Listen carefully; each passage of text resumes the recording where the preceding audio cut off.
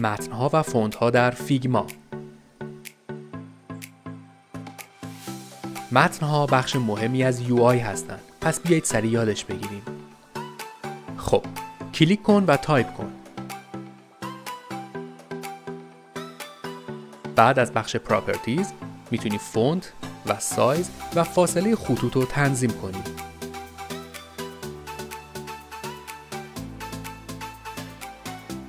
در ضمن میتونی وزن متن رو هم تغییر بدی.